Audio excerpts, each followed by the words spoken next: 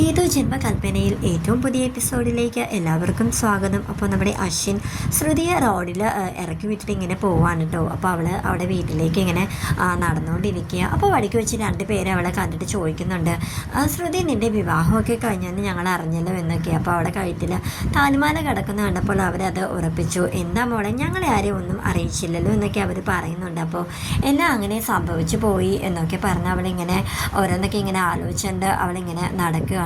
അവളിങ്ങനെ മുറ്റത്ത് ഇങ്ങനെ നിൽക്കുകയാണ്. അപ്പോൾ കോളിംഗ് ബെല്ല് അടിച്ചപ്പോൾ അമ്മ പുറത്തേക്ക് വന്ന് നോക്കുകയാണ് ആരാ കോളിംഗ് ബെല്ല് അടിച്ചതാണ്. അപ്പോൾ ശ്രുതിയെ കണ്ടതും ഓ ഇവളാണോ എന്നും പറഞ്ഞ് അകത്തേക്ക് കയറി പോവുകയാണ്. അപ്പോൾ ശ്രുതി അകത്തേക്ക് കയറി വന്നിട്ട് അമ്മായിനെയും അച്ഛയും ചേച്ചിയൊക്കെ അകത്ത് ഇങ്ങനെ നിൽക്കുകയാണ്. അപ്പോൾ അവരോട് അവൾ പറയുക, കൊള്ളാം അമ്മായി, ഞാൻ ഒരുങ്ങി വരാനായിട്ട് ഒരു 2 മിനിറ്റ് വൈകിയപ്പോഴേക്കും ചേച്ചിയും കൂട്ടി അമ്മായി ഇങ്ങോട്ട് പോകുന്നുവല്ലേ എന്നൊക്കെ ഇങ്ങനെ പറയണം. അപ്പോൾ അമ്മായി പറയുന്നുണ്ട്, അതിന് ഞാൻ നിന്നെ കൂട്ടാനൊന്നും അല്ല വന്നത്, പ്രീതിയെയും ആകാശിനെയും ക്ഷണിക്കാനാണ് ഞാൻ അവിടെ വന്നത്.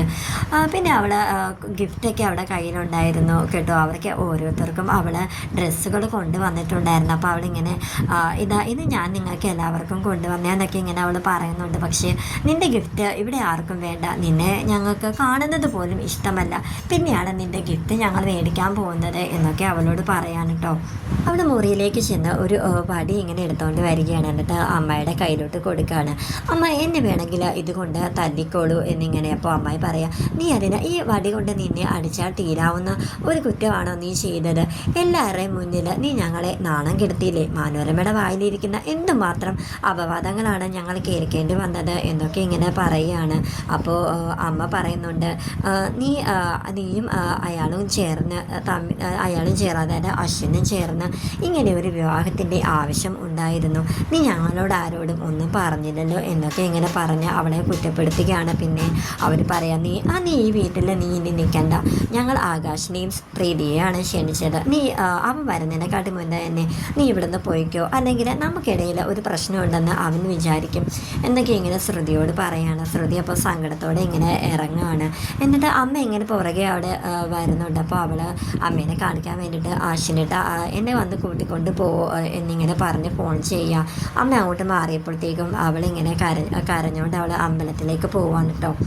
പ്രീതി അപ്പോൾ അശ്വിനെ ഫോൺ ചെയ്ത് പറയുകയാണ്, അശ്വിൻ നിങ്ങൾ വീട്ടിൽ എത്തിയല്ലോ അല്ലേ സേഫായിട്ട്?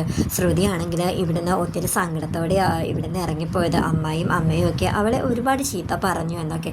പക്ഷേ അശ്വിനാണെങ്കിൽ പ്രീതി പറഞ്ഞത് കേട്ടപ്പോൾ ഭയങ്കര ടെൻഷൻ അടിച്ചു. അവൻ ഞങ്ങൾ സേഫാണെന്ന് പറഞ്ഞ് ഫോൺ കട്ട് ചെയ്യുക ചെയ്തത്. പിന്നെ അവൻ അഞ്ജലി വന്ന് ചോദിക്കുന്നുണ്ട്, ആരാ വിളിച്ചത് മോനെ? അപ്പോൾ അവൻ പറയാം, അത് ശ്രുതിയാണ്, ഞാൻ അവളെ കൂട്ടിക്കൊണ്ട് വരാൻ പോവാമെന്നും പറഞ്ഞ് അവനിങ്ങനെ അവളെയും തപ്പി ഇങ്ങനെ ഇറങ്ങാൻ കേട്ടോ. അവൻ ഒരുപാട് സ്ഥലത്ത് ഇങ്ങനെ കാറിൽ അവളെ ഇങ്ങനെ അന്വേഷിച്ച് നടക്കുകയാണ്. പക്ഷെ നമ്മുടെ ശ്രുതിയാണെങ്കിൽ അമ്പലത്തിലിരിക്കുന്ന കാര്യം അവനറിയില്ല.